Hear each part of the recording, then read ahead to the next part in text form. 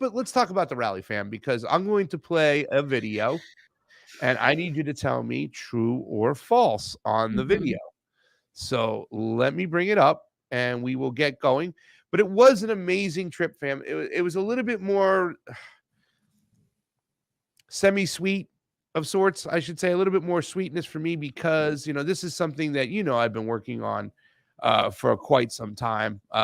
We have made jokes about the whole thing. Pasta's a civil liberties guy. He's like a libertarian, that kind of thing.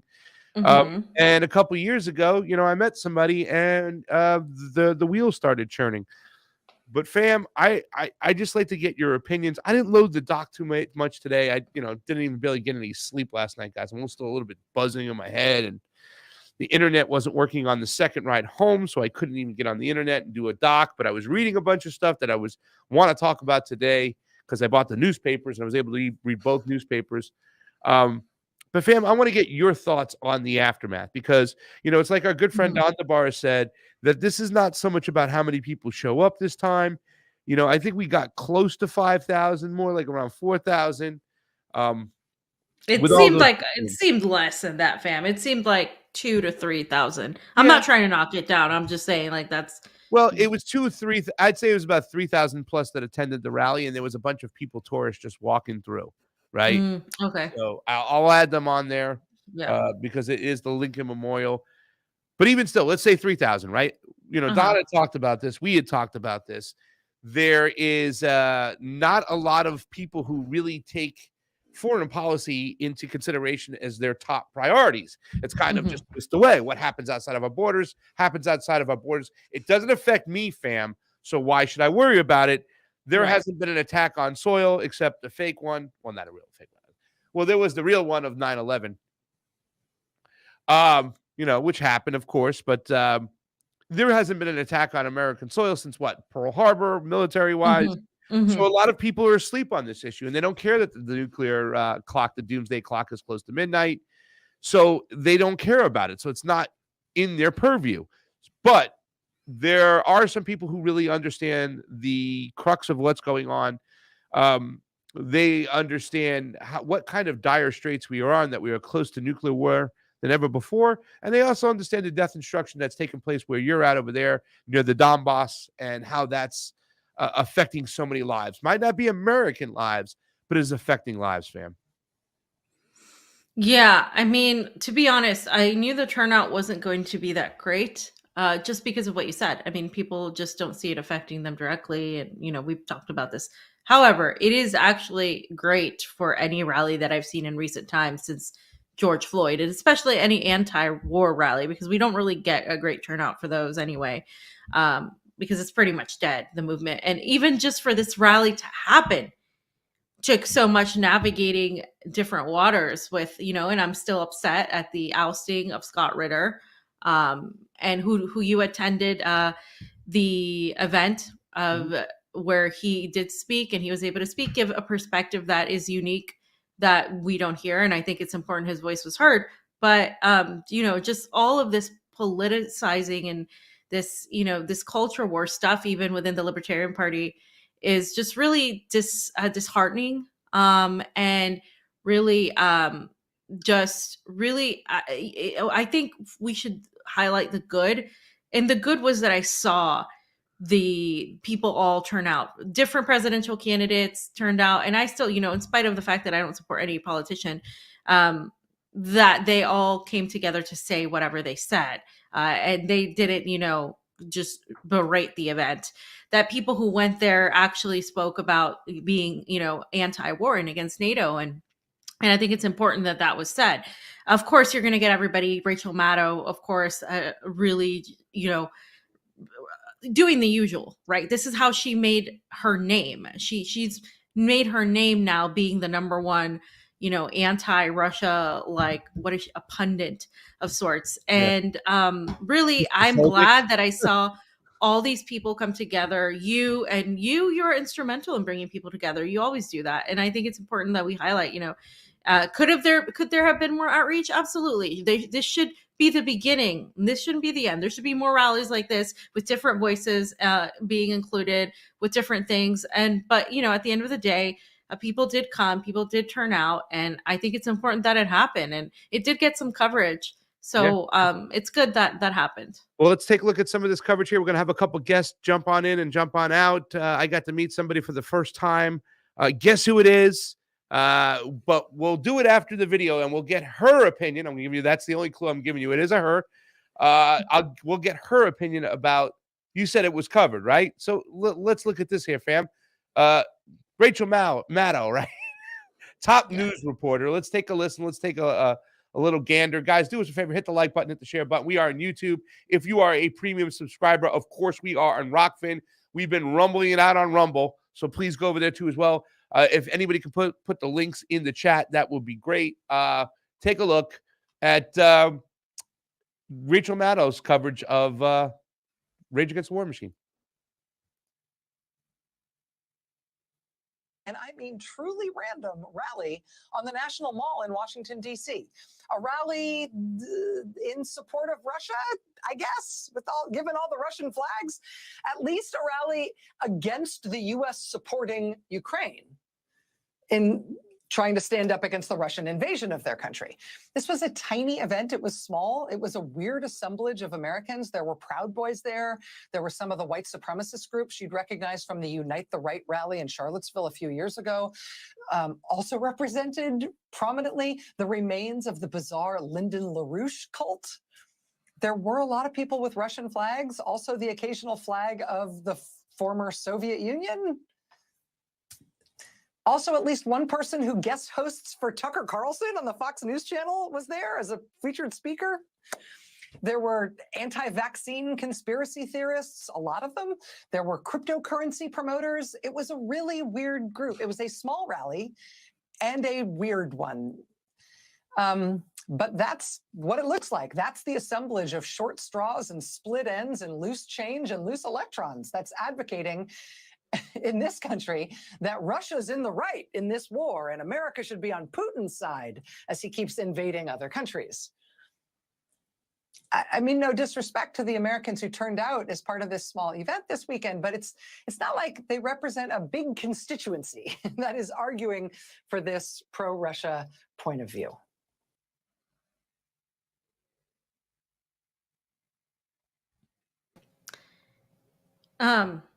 Let me unmute myself. Sorry. We're gonna welcome our guest, and Sabi, I just want to right off the bat welcome you, and I thank you for attending the rally. But what do you think of what she said in the context of what's going on in the United States right now in Ohio, and the belittling nature of her comments in like contrast to why is nobody talking about these residents in Ohio? Why is nobody talking about inflation? Why is nobody talking about you? Because you cover a lot of these issues, and I know you do. So I just want to hear your perspective on that as well.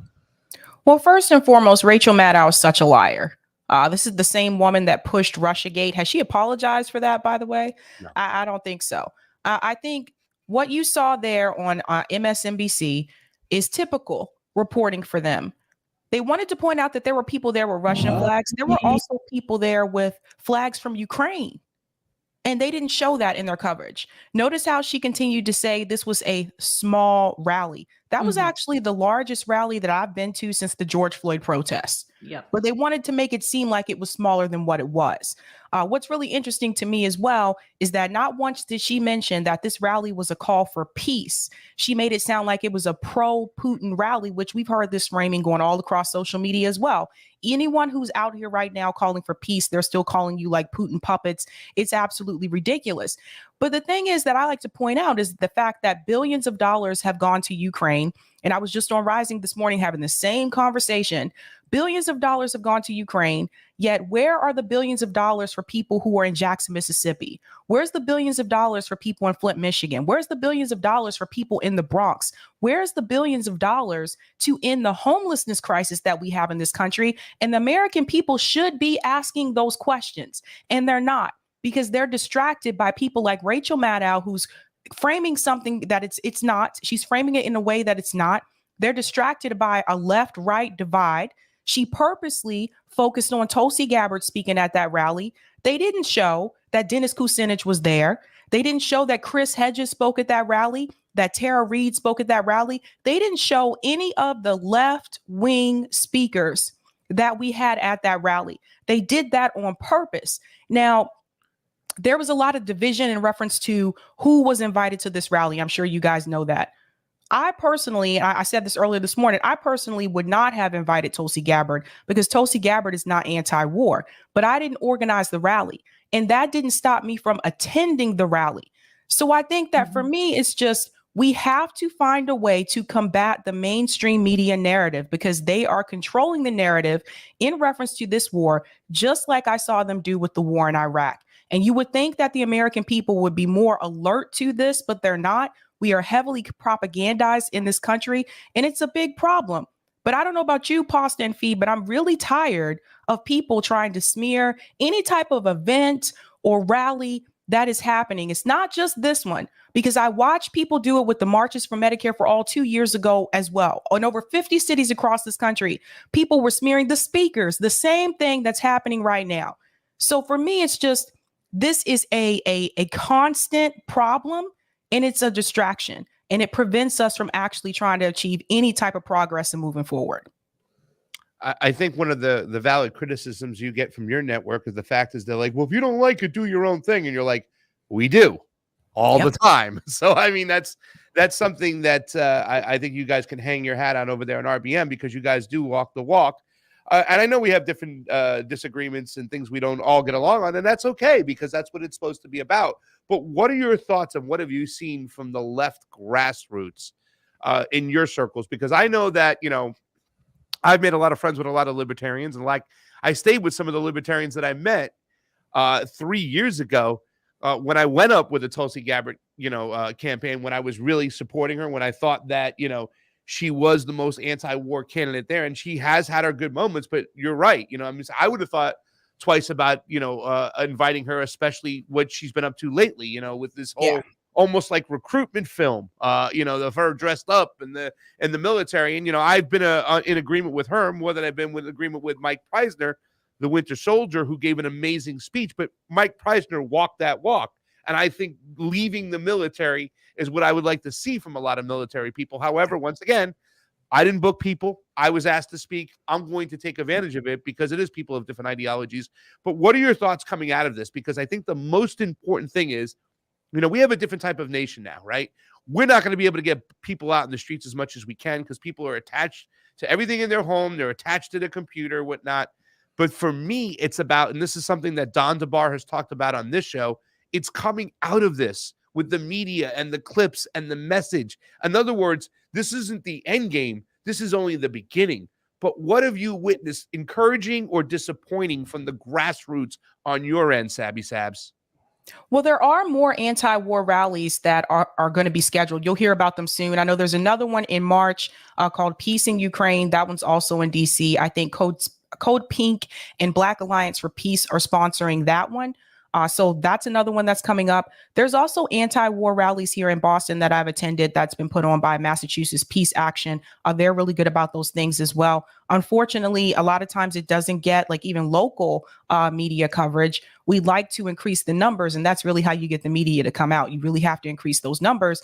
But I want people to understand from activists that I've been talking to on the left, the anti-war movement on the left is not where it should be. There are leftists that support this war with Russia and Ukraine. There are leftists that support the funding that's being sent to Ukraine. So I think we really need to take a step back and reevaluate what it means to be anti-war, because I thought that's something that the left was supposed to embrace. And now I'm seeing differently. So if you don't have the numbers for anti-war movement on the left, what are you supposed to do? If you want to increase those numbers, you're going to have to unite with people who may be like libertarians. I don't agree with them on other issues, but I do agree with them on being anti-war. Why can't we unite on that one particular issue?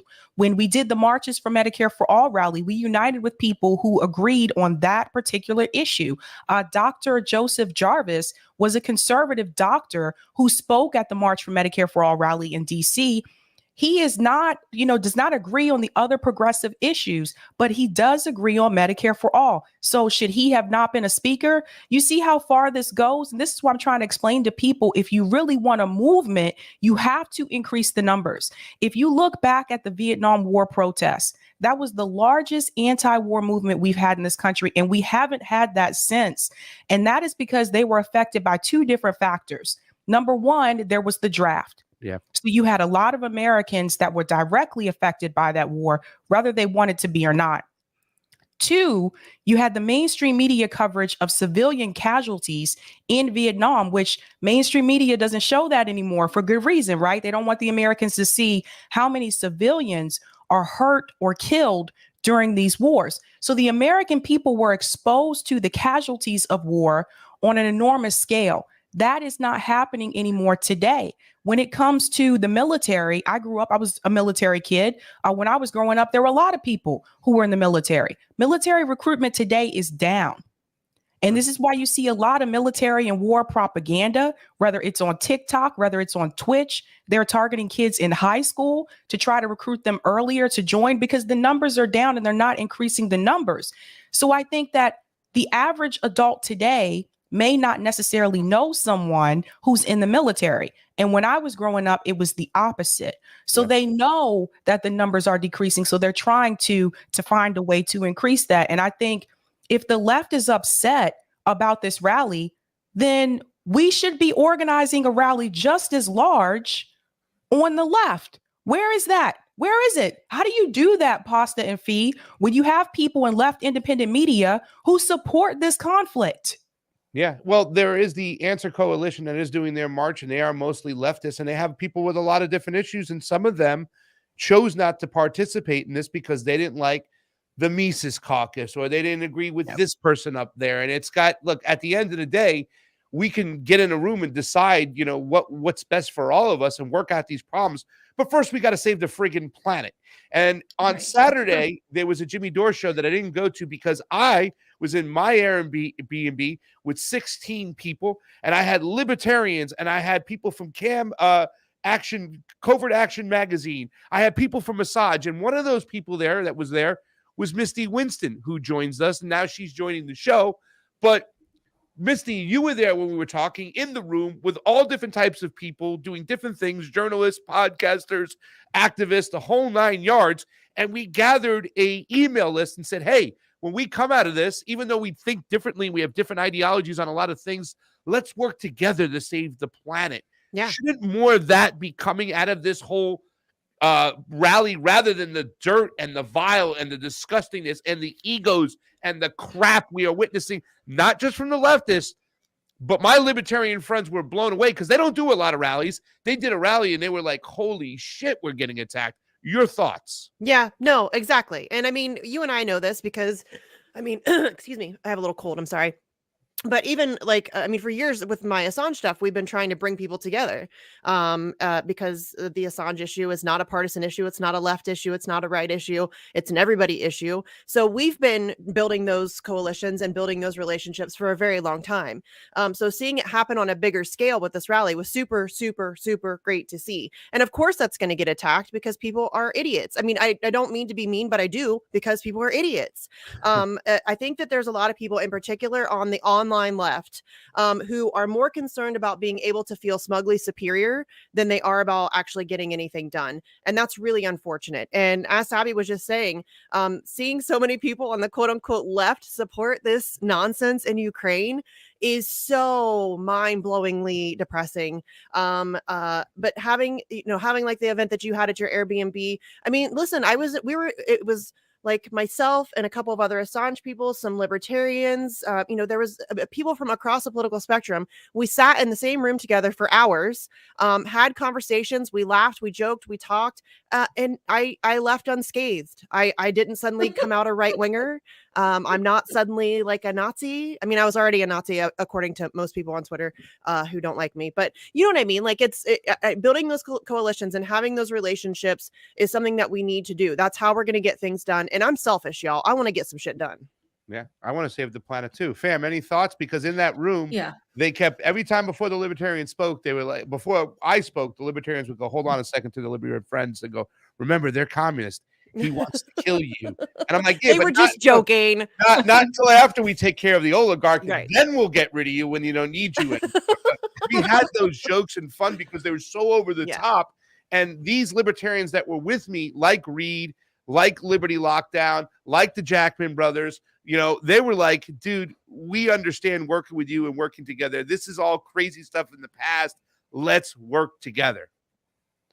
Yeah, well, like I said, first of all, I want to say thank you to all of you, Misty for helping organize this, and Pasta and Sabi for going in spite of all the attacks, because there were a lot of attacks, and the attacks weren't just coming from people, the usual suspects on the left. They were coming from some people in independent media, some people who were just upset, other organizers, whatever the issue was. And this is really sad, because looking at it from not being in the United States right now, we're looking at what's going on in the US right now, in Ohio, what's gone on in Jackson, Mississippi, what's gone out economically for the people of the US. The inflation, the cost of everything has gone up. And we can't even get not just the left, but like everybody to agree on just one thing to stand against nuclear war. And I'm telling you right now, nuclear war is extremely, it's more likely than it's ever been. And we have to take responsibility. And this is something that I want to highlight, especially to all the people, you know, who daily have been calling me a propagandist for a long time, but it's increased now recently. I don't care if you like Putin. I don't care if you think Russia was in the wrong to go into Ukraine. I think that obviously I have my opinion on that. I think that they were trying to save certain people. I think that they were justified. But if you don't agree with that, that's fine. Still go to the rally. Because the reality is, what we can do as Americans is our responsibility to stand against what our government is doing. And that's what our government is doing. Your opinion on Russia, on China is irrelevant to me, because you're not in Russia or China. You're in the United States, and your government is waging this war on the world and getting us way closer to a nuclear catastrophe. And we've said this before, and Misty knows because it happened during the Assange events as well.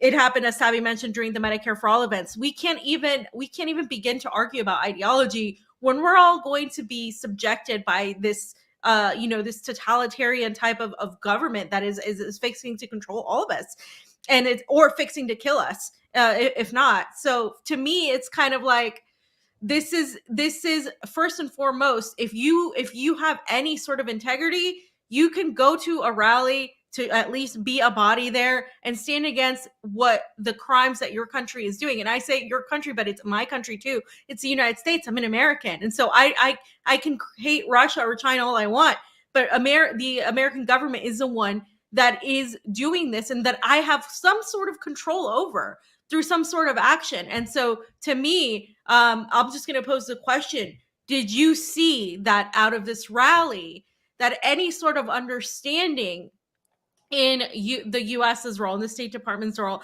in how important it is to stand against NATO, to really see how the US government is leaving the American people, and of course, exporting this sort of type of foreign policy? Did you see any sort of sense in that going here forward from what you saw at the rally? Sabi? Well, I do know at the end of the rally, Medea Benjamin did say that for those who are in the DC area, there are going to be like next steps after this rally in reference to legislation. So they are going to be fighting to try to put forth some type of legislation for those of you that are in that area. And I think that's one of the questions that did come up. Colin from Independent News Network, I interviewed him about this at the rally as well, is what are the next steps? Because we've gone to a lot of these rallies and sometimes there doesn't seem to be a plan B. So that is something that he did talk about. You have to continue these rallies. We have to continue these efforts. You can't just do it one time. But the fact that people are talking about it, that mainstream media is talking about it, even though they're talking about it in an incorrect way, that tells you that it's getting attention. Yeah. Well, they are actually too, Sabi. Angela McArdle announced at the rally they are moving forward. They're going to start doing sort of like teach-ins, and they're going to teach people how to go to their local town halls or city council meetings or whatever and start confronting politicians. So that's kind of one of the next steps. I know that they do intend to have more rallies, maybe even some more localized rallies, but it can't just stop at rallies. I think rallies are great. It's a great way for us to come together, get kind of energized, be with people who understand and who get it, hear some powerful speakers and get motivated. But we also have to take that into other areas. So I think that there's a lot of plans for them to do some teach-ins to teach people how to confront politicians, how to write to legislators, how to do all of those things as well. But I think really the big thing is, and the jumping point off from this rally, I think is just growing the movement. The anti-war movement has been all but completely neutered. So I think this was a really good first step jumping off point to rebuilding that and to revitalizing that, which is so desperately needed right now. As we said, we're desperately close to nuclear war, and nobody wins there, y'all. Nobody wins. So I think that's really kind of a galvanizing thing, is that this is going to bring people together. Hopefully this will bring more people into the movement. And then the Rage Against the War Machine people do intend to have kind of teach-in situations where they can educate people about how we can really start confronting these legislators. Civics. They're going to teach civics that have been gone from our politics. Sabby, did you have anything else to say on that real quick, or can I pose another question? You can go to another question.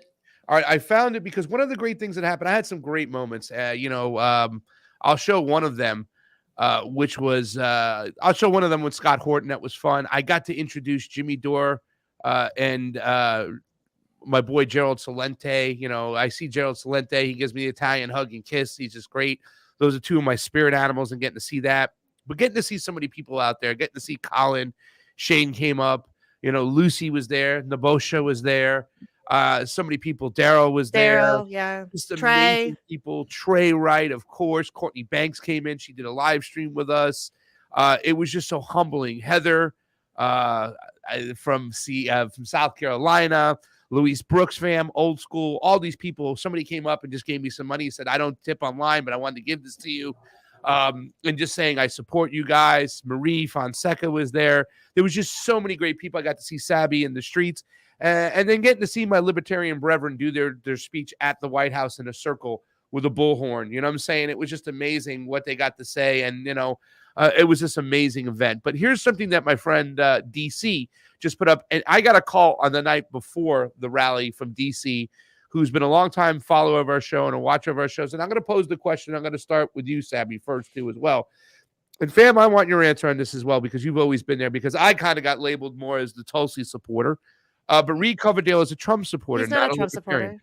He's not. I'm going to say that. But he's not a Trump supporter. But wait, he did say something, but I'm not going to attack him for opposing that.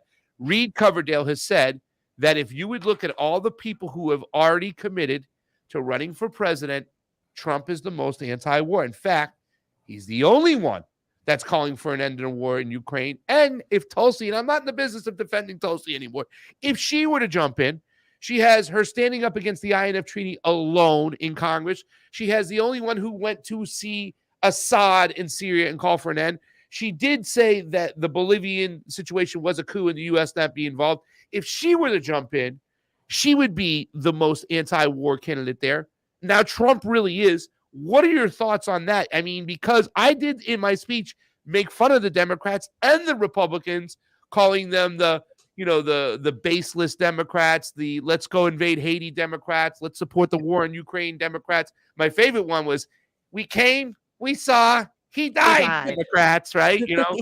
But, I mean, this has got to be a scary fucking thought right now to say that Donald Trump is the most anti-war. But it's only rhetoric. That's only that's only what he says. He's not legitimately anti-war. But Trump rhetoric does mean something. It does have a little. Not really. Effect. No, you can say whatever you want, but if you're going to take us into war, then I don't really care if you give me the flowery statements. That really makes no difference to me whatsoever. And that really is just all it is. It's just who he's pandering to. He's pandering to his base. He knows his base is against this war. He's very good. He knows how to read a room and he knows how to speak to his audience. He is very good about that. So that's why I say electoral politics doesn't matter. It does not matter who the fucking president is. We will be in war. Period. End of story. Period. End of story. The military industrial complex rules this country. That is who controls our foreign policy. It has nothing to do with who the president is. So yeah, maybe in rhetoric, if you want to give like that tiny little okay, sure, he says a little bit more anti-war stuff. Sure. Okay. But he doesn't mean it. And it doesn't matter. We will go to war regardless of who is president. And that's why we have to start fighting the system from the outside.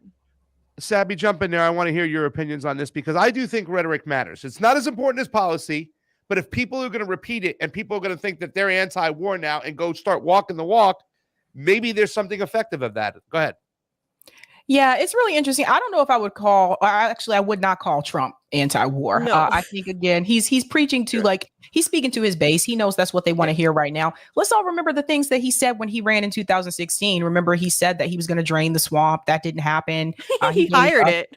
Exactly. He gave corporations more tax breaks. So this is just rhetoric that he knows that his base wants to hear so that he can get reelected again. So I hope people sincerely don't fall for that. But this is what happens when the left has allowed right-wing politicians to kind of take over the anti-war position. I mean, like, why is it okay for MTG to complain about this war with Russia and Ukraine, but AOC and the rest of them are silent? I thought lefties, again, are supposed to be anti-war. So this is the problem. And I told this same thing with Shama Sawant and with Chris Hedges. I said that now you have more people who are leaving the Democratic Party, which there's no shade in that. You should. But some of those people were going over to the Republican Party because they genuinely believe that Donald Trump is now anti-war. Yeah. And this is the problem. So I think that, again, at the end of the day, Misty's 100% right. The military industrial complex controls all of it. Yeah. Fam, I want you to jump in there because, let me tell you something. I know what you guys are saying, but the Democrats who are all going to run, the ones who are speaking out there are Putin this, we're going after Putin. They're openly, we're going against Putin because he's a threat to democracy. Go ahead, fam. So I think what you mean, Pasta, is that rhetoric matters for the public.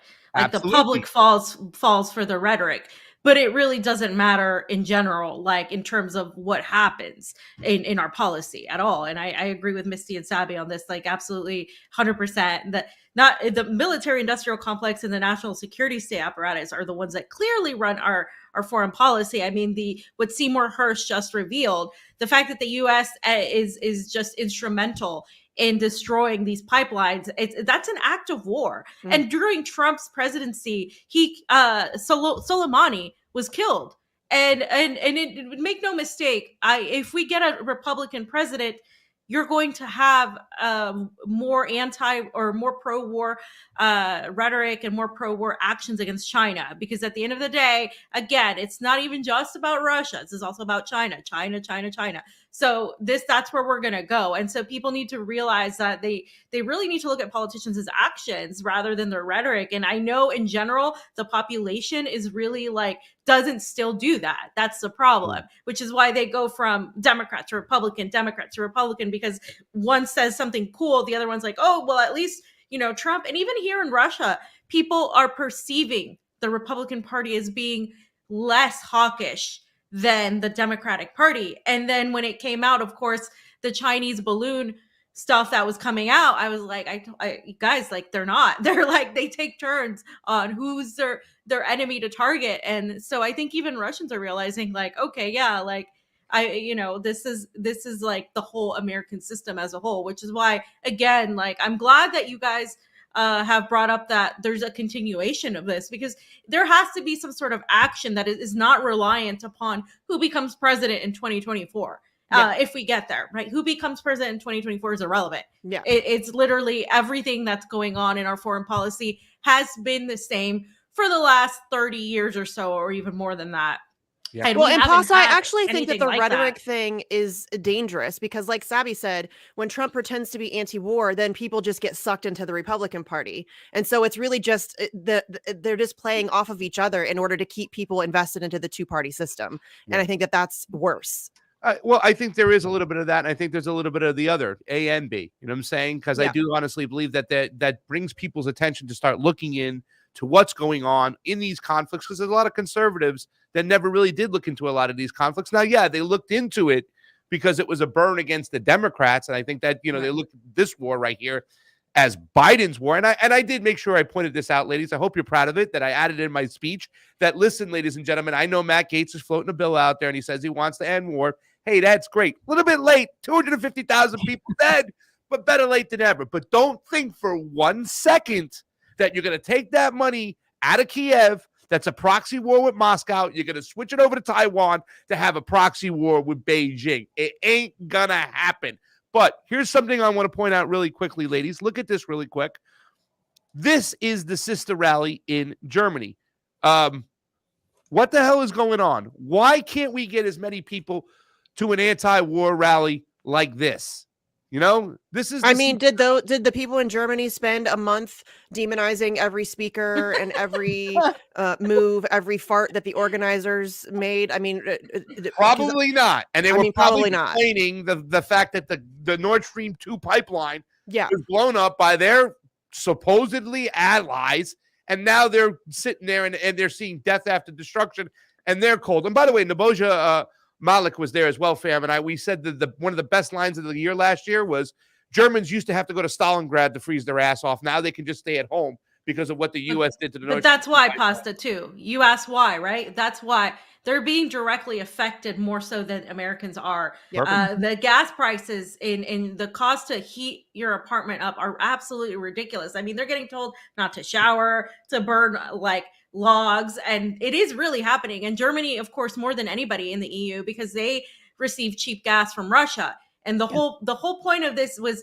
the United States didn't like the relationship between Germany and Russia becoming too cozy. They didn't want that to go there. So really, the U.S. is really killing like the entire economy of the EU, especially Germany. So these people understand that. They're also more aware of the history because, of course, of everything that happened in their country. So they're going to be out there more. And unfortunately, I think we've had this conversation before. I don't think Americans are really going to come out en masse until something massively directly hits them and the war comes home. And it is home. I think the U.S. is waging war against its people, but it's just not as obvious yet. And unfortunately, I think things will have to get worse to see that level of numbers out in the streets.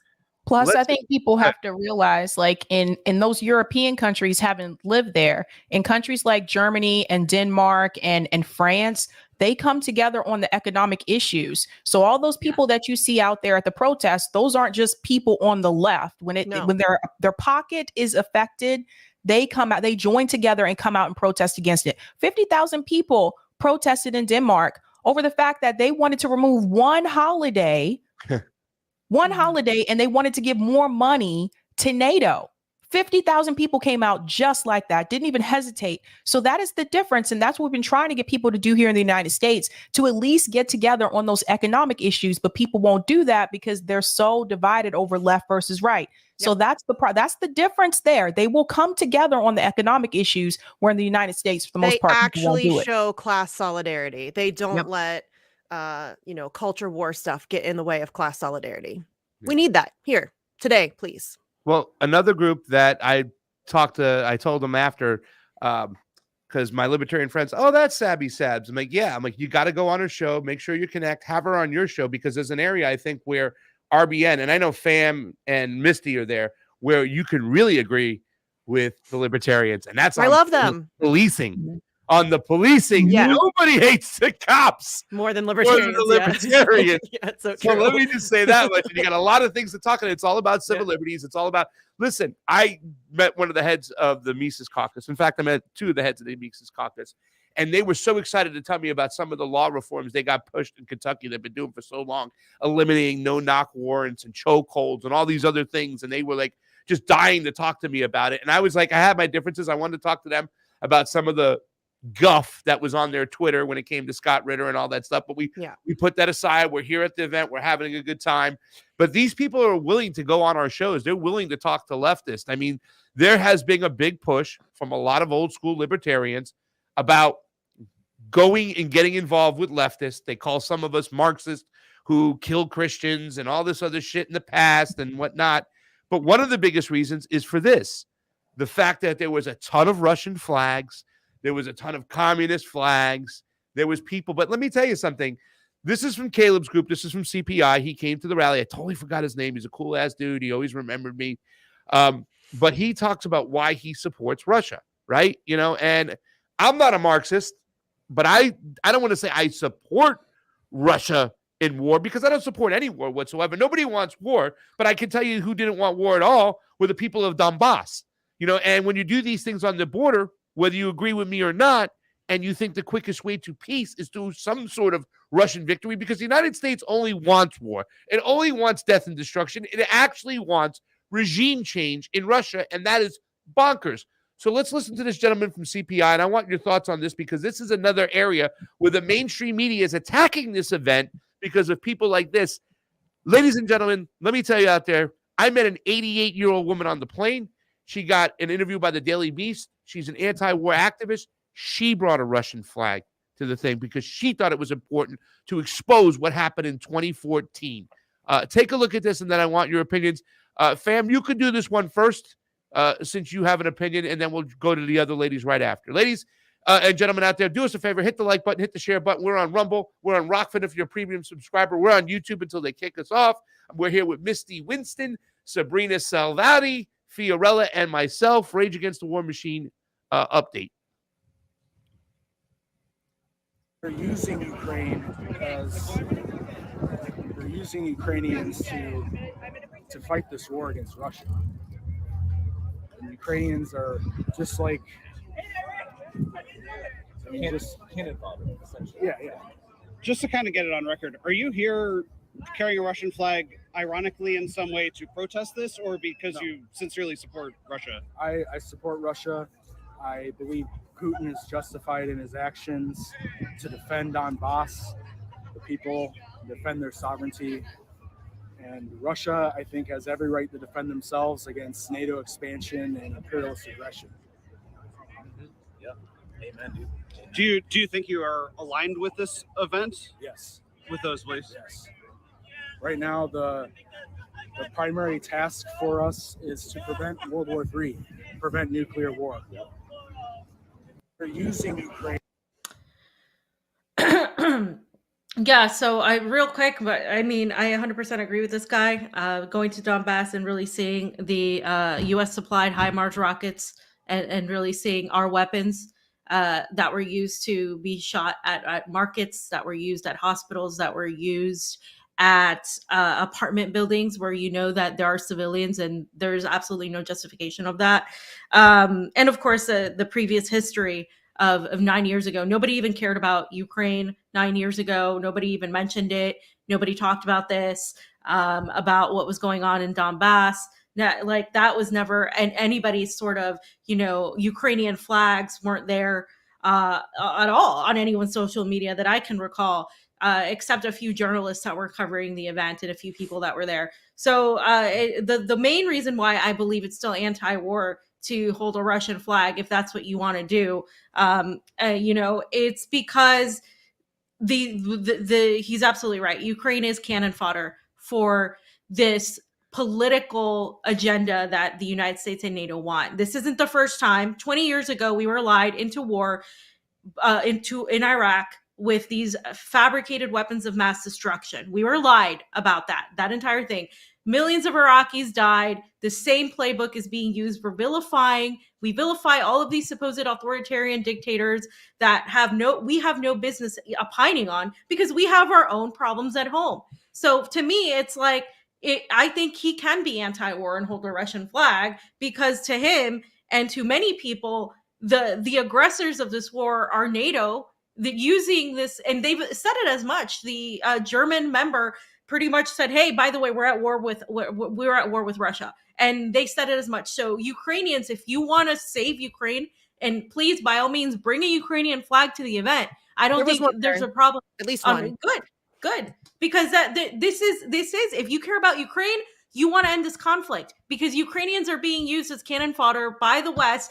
Why is the United States not really saying they're entering this war? We're not sending our soldiers. All who are dying are Ukrainians. That's what's going on. The economy is completely done. Ukraine will never be the same. If you want to save Ukrainians and Russians alike, and you want peace, the quickest way to do that is to stop interfering in the governments of both Ukraine and Russia, which is what the United States wants to do. They want to wipe Russia off the map. They want to destabilize the country. They've been wanting to do this for a long time. We grow up hating Russia. We grow up being told that Russians are bad. We are literally propagandized in our movies.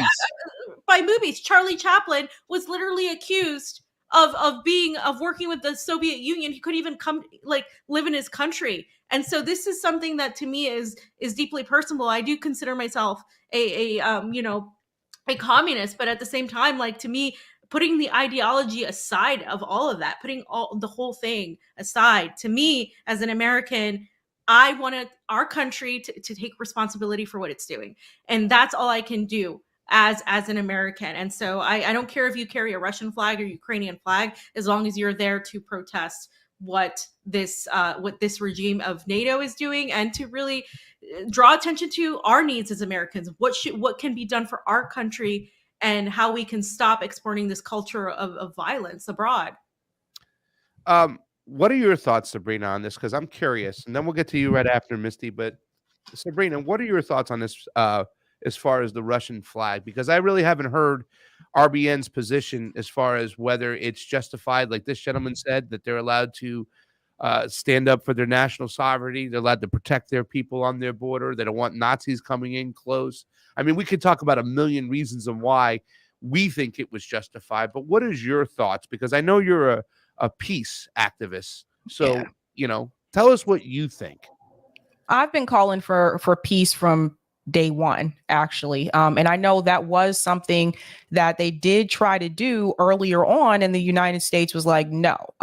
So that's a factor as well. But I've been calling for peace because I realize how this could escalate, right?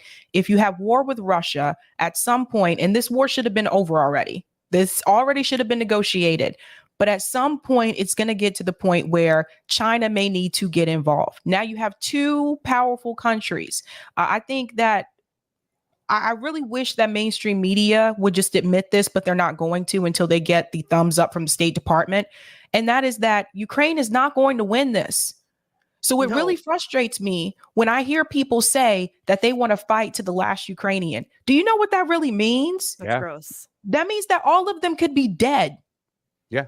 So for me, it's just like, for people say, no, we have to continue to help them and help them fight. We should be calling for peace negotiations it should have been done from day one. And especially so now, because the longer this war continues, the more people are going to die, whether it's Russians or Ukrainians. And in the end, what is going to happen to the country of Ukraine? Their economy is broken.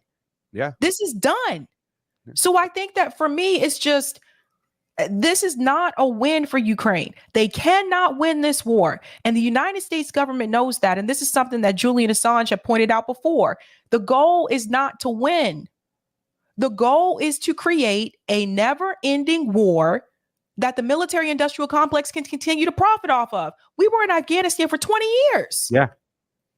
And what came of it? What came of it?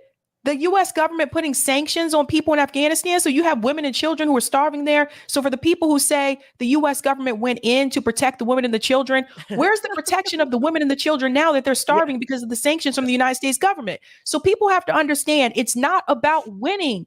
And as long as you live in this country, you're gonna eat up that propaganda from mainstream media, because they will continue to tell you that we have to help them win. They're not going to win this. Their country and their economy is going to be destroyed. And at the end of the day, Russia's going to get what they want anyway. So what is the point? Yeah, absolutely. Misty, you got to jump in on this one too. I have things to say. Oh, what did the Afghan war give us? It gave us a gateway and a runway to move that money from Afghanistan after 20 some odd years. War is a racket. Ukraine. Go ahead. Pasa, you said it. Smedley Butler. War is a racket. This is a money laundering operation. All wars are a money laundering operation. That's all that this is. And it's really disgusting. And it makes me, because I'm anti-war, but I'm not a pacifist. It's not like we didn't know that this was going to happen. All kinds of people, even Henry Kissinger was like, hey guys, we should back off. Russia's not going to take this for very much longer. And it's very interesting to me, because I hear a lot, the talking point that a lot of people use is, well, Ukraine has a right to defend itself and Russia doesn't. Like, Russia doesn't have a right to defend itself against NATO expansion and obvious escalation? Of course they do. If you think Ukraine has a right to defend itself, then absolutely so does Russia. And it's absurd to pretend otherwise. And it's really frustrating to me that so many people have bought into, like Fee said earlier, this is the same goddamn playbook they use every single time. And you all are still falling for it. In 20 years, people are going to be pretending that they were against this war, just like they do with Iraq. And it's so fucking frustrating to me that we have to go through this over and over and over again. And so many people have to die. So many people have to suffer. suffer. So much has to be lost for nothing. Like this is a rich man's war. It's a NATO war. Stop saying it's Putin's war. He didn't just act without any reason here.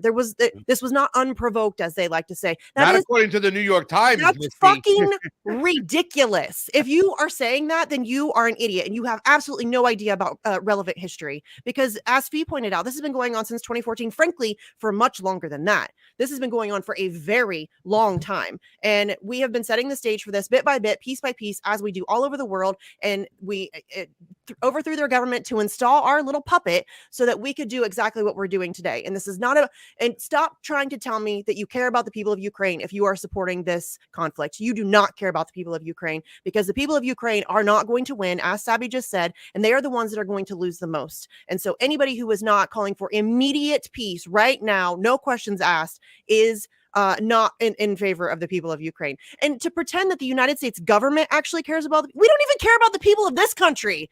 Our president, instead of going to East Palestine, Ohio, which is, under a chemical cloud, a bit mushroom cloud, he went to fucking Ukraine on President's Day to hobnob with cocaine-addled Zelensky, who's begging for more billions of dollars. So Ukraine gets all this money. The people of this country get nothing. And I'm supposed to believe that we actually care about it. This isn't about humanitarian reasons or defending the people of Ukraine or sovereignty. Really? You think we care about countries' sovereignty? Since when? Do we care about Syria's sovereignty? Because we're currently illegally occupying their country and stealing their oil. And they're getting bombed in the middle of a humanitarian crisis. And don't tell me it's Israel. It's Israel in the United States. It's the same effing thing. Go ahead, Yes. No, but it's mind-blowingly stupid to me that so many otherwise intelligent human beings are unable to see through the farce and the propaganda that is being thrown at us. It is so unbelievably obvious that this has always been a NATO war. It has always been a NATO war. It has always been a NATO war. And I am anti-war. I don't like the fact that there's a war going on, but I also don't. I certainly don't blame. People are gonna see she's defending Putin. I'm not defending Putin. I don't like Putin. They're all psychopaths, but I don't blame him for defending the people of Donbass. I don't blame him for, he was pushed and he warned for fucking 8 years. You guys are pushing me too far. I mean, that's pretty fucking patient to wait 8 years before finally taking an action. So I'm just frankly, I don't care about the flag. Dude has free speech rights. He can bring whatever flag he fucking wants to a protest. I think optically, I guess for the event, it wasn't a great look just because of all of the idiots who were pretending like it was a pro-Putin rally. Were there people there who are sympathetic to Putin? Absolutely. But it was bigger than that. It wasn't just about that. It was about what we're talking about now. And it's I'm just really kind of over all of I'm really just over the people who are constantly trying to tear down any action, whether it's Medicare for all, Assange stuff, anti-war, it doesn't matter. And if you're an organizer and you're yourself been attacked by the same kind of stuff like this, and then you're out there doing it to other people, what the fuck, dude? Don't even get me started. Don't even get me started on that, Misty. It's so fucking frustrating, Sabby. I'm seeing people who have gone through the exact same stuff and have had the same smears leveled at them. In fact, some of the same people involved, and they're using those smears and attacks against other organizers. You don't have to like the organizers. I don't like all of them. I have my disagreements with some of them. I don't like all of the speakers. I have my disagreements with some of them. But it's bigger than that. It's not about personalities. This is about ending war, period. It's a single issue coalition. You can come together with people that you don't agree with. I think ending nuclear war is kind of a big deal. I don't know if there's anything bigger. Capitalist. What do you think? Maybe you know what I'm saying? Like, what the fuck? Oh, sorry, I'm ranting now. I'm sorry. You can curse. It's okay. We don't care. It's the Convo Couch, and I will say this much too as well. I've had my differences with the People's Party. I didn't want to. You know what I'm saying? Like, I have a lot of differences with the Libertarians. Economically, and also a few things because their ideology can really be a little crazy sometimes. Yes. And I want to play a little quick video, but saying that, I want to tip my hat off to Angela and Nick for putting this on and pulling, you know what I'm saying? Especially Angela. My girl just had a baby weeks ago. Yes. And still pulled this shit off. She was on the Convo Couch 2 weeks after having a baby to come talk with Don Dore, who's a Marxist. She's the Libertarian chair. And my other good friend, Mel K, who's a conservative, right? Well, she's an independent thinker. She was MAGA person, whatever you want to call her. She knows about the NED and all these other NGOs. That's why I love her. But they all came together and we talked about war and they all agreed on so many things. I want to play a quick clip, and I want to ask Sabby out of the gate because this is something where a lot of people have a hard time with the Mises Caucus and the Libertarian Party. Take a look at this so really quickly because I'm glad that Nick ran off with this, but I've been doing this for several years. 3 years ago on the Tulsi Gabbard campaign in New Hampshire, where me, Fee, Niko House, Jonny Tsunami, Mike Unge, we went up there to cover that campaign. What was the first time I got into a room with libertarians? I saw the sign that said, "Please don't feed the libertarians." You know, we hung out and had a good time. But take a look at this really quickly, and then I want to ask you a question. I'm going to ask you first, too, as well, because there are some wonky things, Sabby, that a person of color or a black woman might be like, no way. But let's take a look, and let me get your thoughts after you see my good boy, Mr. Eric Jackman. On Tulsi Gabbard's campaign, we went up to New Hampshire. This event was a lot inspired by the day I met this guy. It was 3 years ago on Tulsi Gabbard's campaign. We went up to New Hampshire. It was like their after party for the election. And I got in a room with a bunch of my leftist friends, and I met this guy, I met Reed, and I met his brother, and we just started talking, and I was like, holy shit. Like what you experienced, right? The libertarians, there's a lot of shit we have in common. And I've been working this angle, saying this is a coalition. These are the guys I want to hang with. Everybody's got them wrong. They're not lacking compassion because they're capitalists or whatever the fuck it is. We might not have economics in common, but most everything else. We're anti-war, and that's where they started. Austin felt it. He felt the vibes. Yeah, we knew this day would come. And we're here today. Yeah. This is so great. Thank you for taking a video. All right, roll the video. You want to say something? All right, really quickly, too, as well. Take a look at this right now. The LP Mises Caucus, the Libertarian Party Mises Caucus, which is the one who just won this the chair. They're the new management in the Libertarian Party. I've been talking about them because I did get in a room with that guy, and that's Mr. Eric Jackman. His brother is Mike Jackman, the part of the Four Horsemen. They're comedians. They do great imitations. You know what I'm saying? They did the whole Donald Trump thing, and Donald Trump saw Eric doing him China at an event, and it just took off, right? But the dude, he volunteered and worked for Ron Paul, Mike Gravel, and Dennis Kucinich, all in that one campaign they all ran. And these are considered the most anti-interventionist, peace-loving candidates to ever kind of hold the stage, especially Mike Gravel. But the Mises Caucus supports overturning the 1964 Civil Rights Act. Now, I don't know if that's still true to this day, but I'm not going to attack them for speaking out against war if our tax dollars are being spent on war, which is also another thing that a lot of people think, oh, they're just about it fiscally. No, they're compassionate people. I've met them. They don't want to see anybody die. And in fact, they want less to do with war because they want to be left the F alone, those libertarians. A lot of them are anarchists. Sabby, can you work and do a rally with people who want to maybe overturn the 1964 Civil Rights Act? Your thoughts?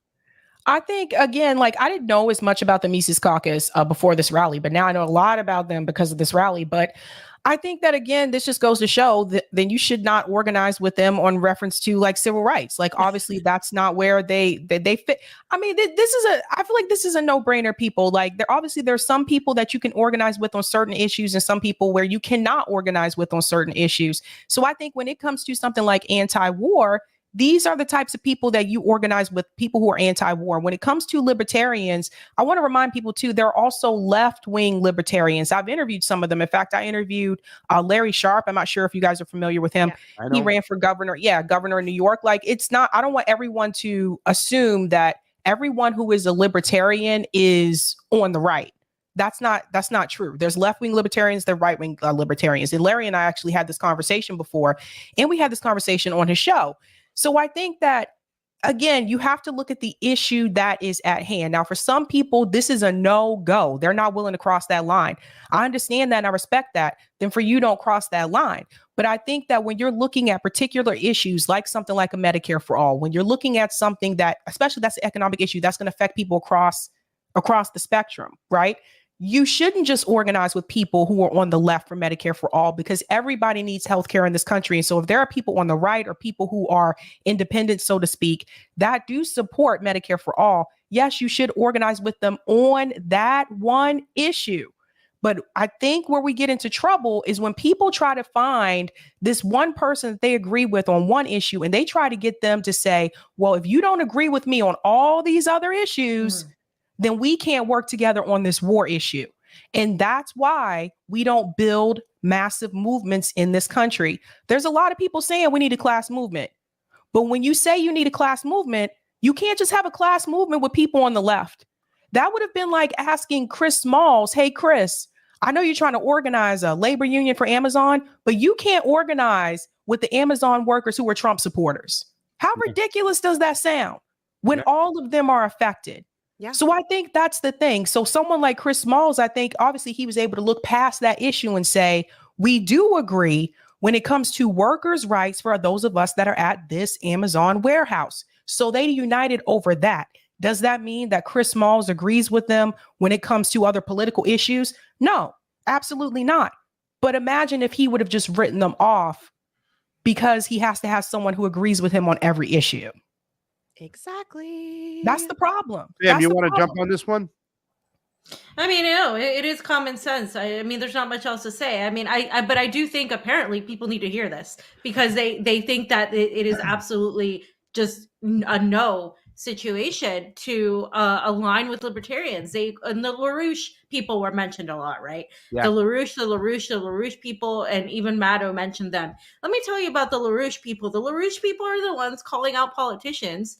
Other than a few independent left journalists that I've seen, the LaRouche people are the ones confronting AOC, confronting a lot of these. And then the same group of people, literally, oh my gosh, these LaRoucheites, they're blah blah blah, they're right wing fascists, blah blah blah. But they're confronting power. They're like going, to expose these people. Where is the left on that? I don't see them doing that. So, and if anything, that's shameful for us who consider ourselves leftists, because then it's like, well, what are we doing? Why did it take the right to go storm the Capitol building? I mean, I'm not saying it was effective, but I'm saying for years the Bernie movement talked about going to take over the government, and doing all these things. We can't even get together in a room and agree on one thing. And so to me, it just more so points out how shameful it is that we haven't been able to do that. And I just think it really, once again, we're being outlefted by a lot of people on the right on a lot of things. And if you don't want us going in that direction, well, maybe we should do better at building coalitions with people we don't agree with, because the only thing that I think can save the people of the United States, not the government, because I don't think the government can be saved and I don't think it should be, is a coalition of people across every single spectrum from left to right. And I don't see, I see that happening in Europe and Czechoslovakia or the Czech Republic. They were able to, communists organize with people on the right against NATO and against sanctions on Russia because of what it's doing to their economy. I cannot imagine us having that. I mean, this is sort of the beginning of it, I think, with this event. And I'm very proud that was able to transpire. But I mean, that is like that. It was massive, thousands and thousands of people. That's where we need to get there. And we're not going to get there by only talking with a checklist of people who agree with us on everything. I don't agree with any single person in the world on everything. I don't even agree with myself on everything. I'm constantly presented with new information and changing my mind. I don't agree with myself all the time. It's fucking ridiculous to assume that you're going to. But here's the thing. The online communists, and come for me if you want, but y'all drive me fucking crazy because you talk about class solidarity. You don't fucking mean that shit. You don't mean that at all. It's very frustrating to me. It's like Sabi was saying, and I've said this before, I often wonder, because you see all the online commies come out when there's a strike or whatever. I support the workers. Do you though? But do you really? Because a lot of those workers are Trump voters. Do you support those workers too, or just the ones that agree with you on everything? Because I support all of them, every single one of them on the issue of labor. And that's it, period. End of story. That's it. And there's a lot of these online commies who are, they talk a whole big game about solidarity. They don't fucking mean it. And it's very frustrating to witness.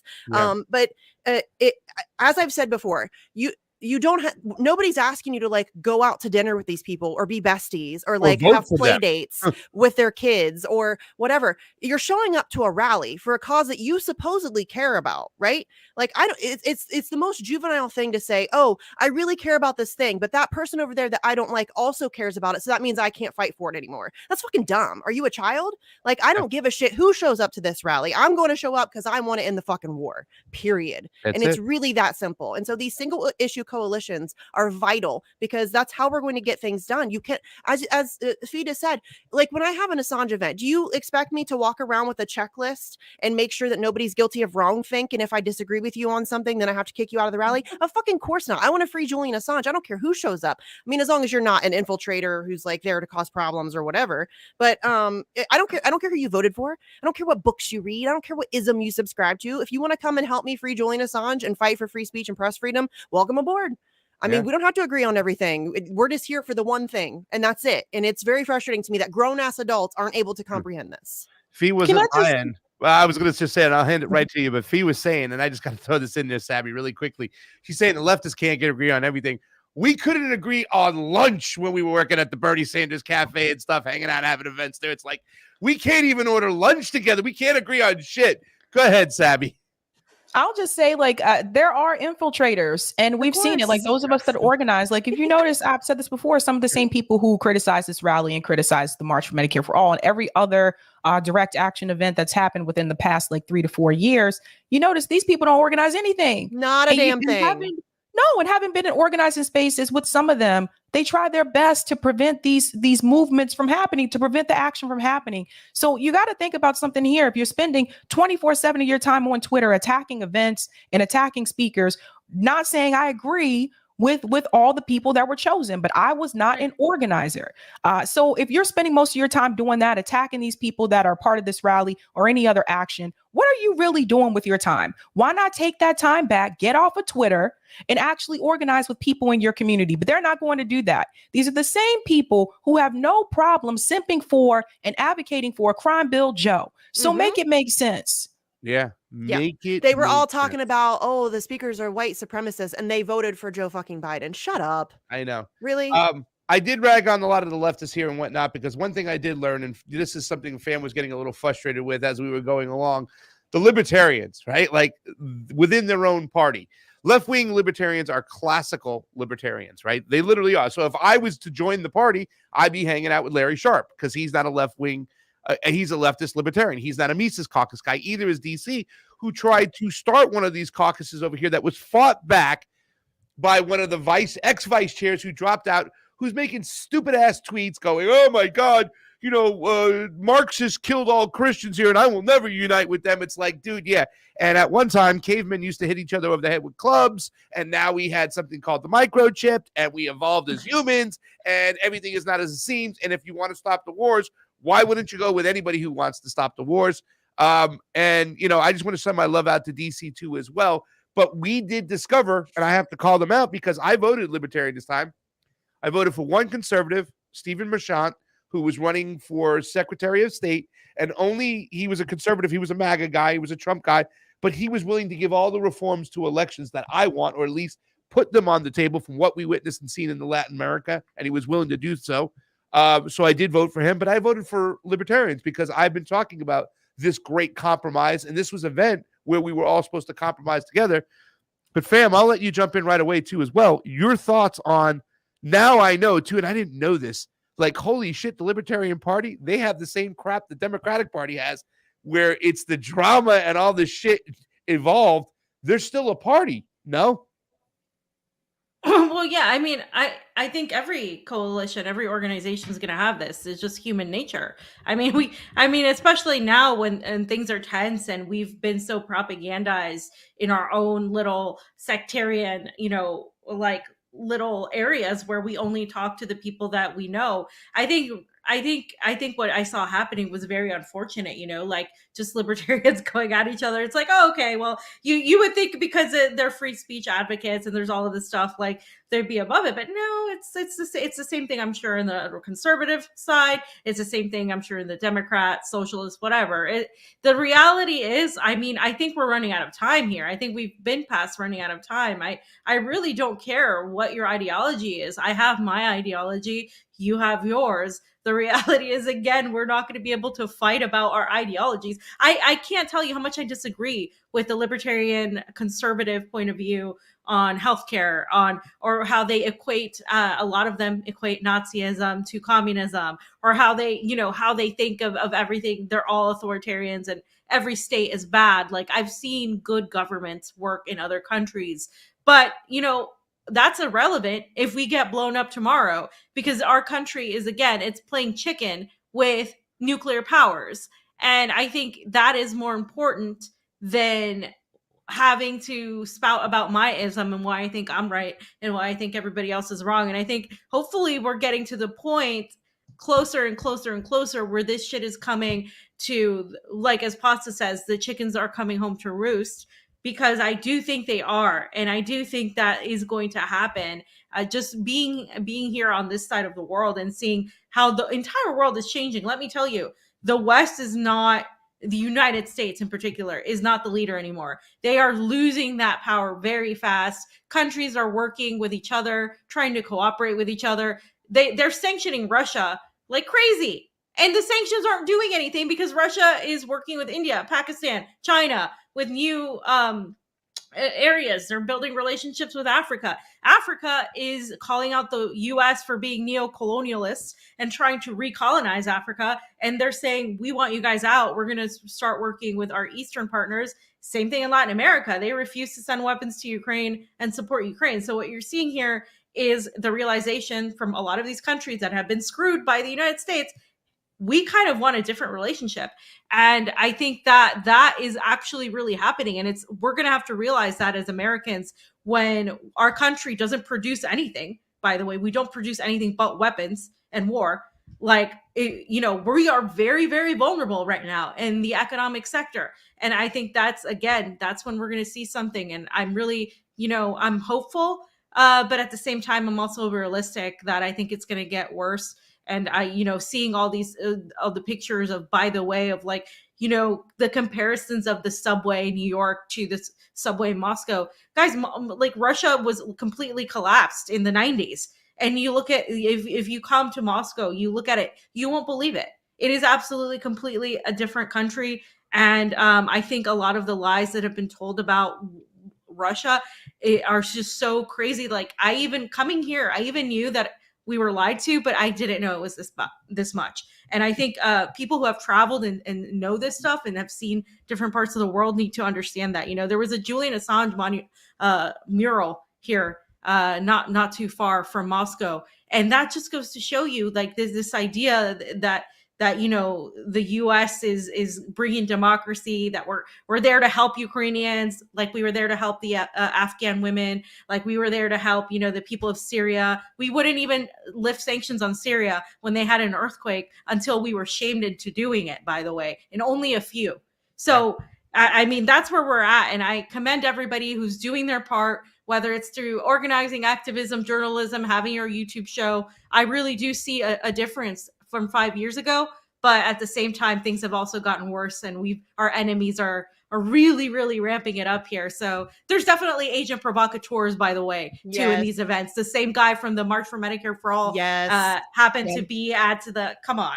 And people fell for that shit. Like, it's the same exact guy. Really? You're going to fall for that shit? Yeah. Come on. It's guys, like, people, do you not know how this works? Sorry. Do you not know? I know Sab's got to get out of here. Sabby, thank you so much for joining us. Sabby! Let everybody know what you got going on. Listen, there's some things I want to talk about, so let me know when we can get together, have you on some more. And, we love coming on RBN and all that stuff, but let all the smart, beautiful, funny-ass people in the chat, let them know where they can find you. Awesome. Yeah, you guys can find me on the Revolutionary Blackout Network on YouTube. You can also find me on my channel, which is Sabby Sabs. And tonight, I actually have a journalist coming on from the World Socialist website. We are going to have a little talk. Apparently, they put out an article attacking this rally, so we are going to have a little chit chat. So, yeah. Nice. Have fun. Give them hell. We love get him, you. Sabby. Sabby Sabs in the house.